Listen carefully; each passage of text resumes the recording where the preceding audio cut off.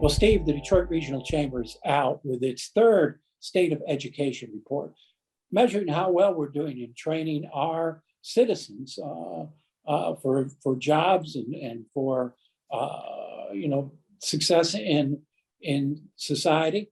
We've been looking at these sort of reports, both of us, probably for 20 years in Michigan. We always set these very ambitious goals for education performance, and we always miss them. And we're going to miss the new goals that this report is measuring progress on.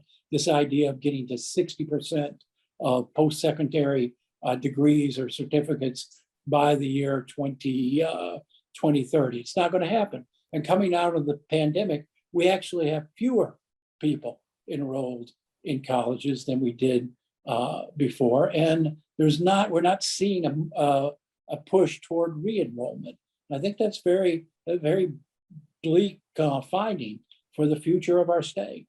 Yeah, well, I mean, I have always said that this is an investment problem. When you look at what we invest in education on average, not just looking at the outliers where we pay a lot of money for education and allow local jurisdictions to raise a lot of money for education. On the whole, we're middle of the pack or below in terms of what we're paying. We have huge districts like Detroit, where the underinvestment has existed for decades, and you've introduced this wildly unregulated, not much better, completely other system that siphons money out of the public schools. When it comes to higher ed, we're nowhere near what other states are paying. When you look at the states that are ahead of us, the states that are moving up the ladder instead of down, they're all investing much more. And to some extent, I mean, it's a pretty cliched thing to say, but you get what you pay for. We shouldn't expect more than what we have from Michigan schools right now. Well, we got billions to work with now, more money than we've ever had to support education at all levels in this state, thanks to the various COVID packages out of Washington. What we don't see is a plan, and there's institutional dysfunction in Michigan's education system. We're one of the few states that have both an elected school board and a Department of Education under the governor, and they don't work together very well. And what they do is provide a vehicle for finger pointing. Something gets done, they can go like this. There needs to be accountability for education, and the governor needs to be the accountable person. Now, whether it's a Democrat or Republican, the governor should be responsible for education, and that elected board should go. It serves the interest of the education establishment, not the interest of students. The other thing we have here is and elsewhere in the country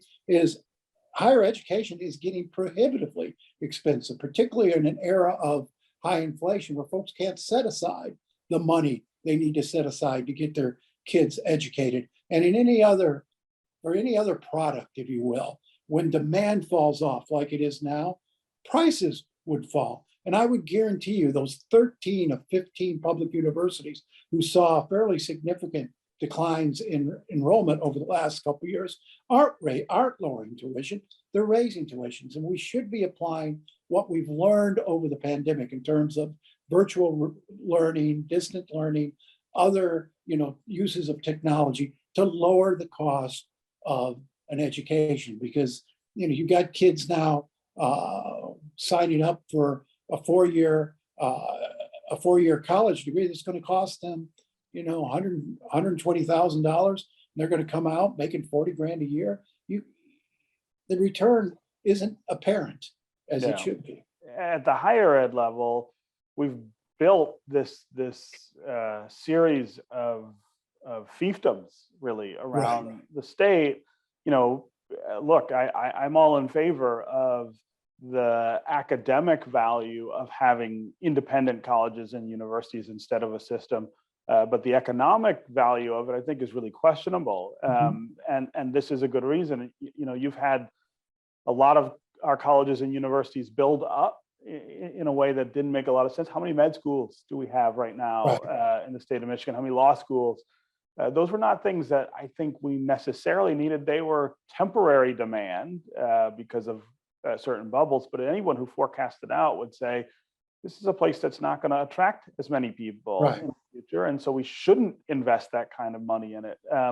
But you know, I also don't necessarily subscribe to the idea that the growth in cost of higher ed is tied to any sort of rational supply and demand model. It's obviously not, or Yeah, the I think price would be going down. yeah, I think everyone believes that everyone in higher ed believes that there isn't much of a ceiling to what you can charge for people who want and need that 4-year degree. You know, at the same time, we're talking about not just the chamber, but many of the statewide institutions Mhm. talking about this need to create many more college graduates, 4-year college graduates, to fulfill the jobs that that we hope to attract and hope to build. The whole thing is off. Yeah.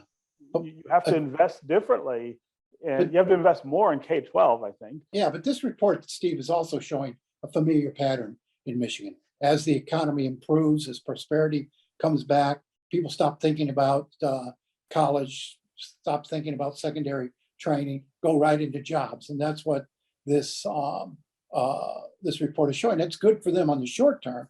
Mhm. Long term, I mean, success is going to depend on how much skill, how much education you bring to the Yeah. workplace, and so that's not so much a positive thing, but that's always been the case in Michigan, and we're seeing it again. And I think, you know, you constantly hear companies, corporations coming to Michigan saying, God, we got to have skilled workers, and you know, the education system's letting us down.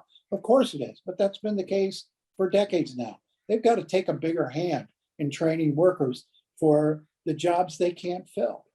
Can't obviously it can't all be left up to the education system because that system is failing, and it's not going to change this year, next year. It's going to take a long time for that to change, and a plan which we don't have. So I think the companies are going to have to become much more aggressive about training their own workforces and their own future workers.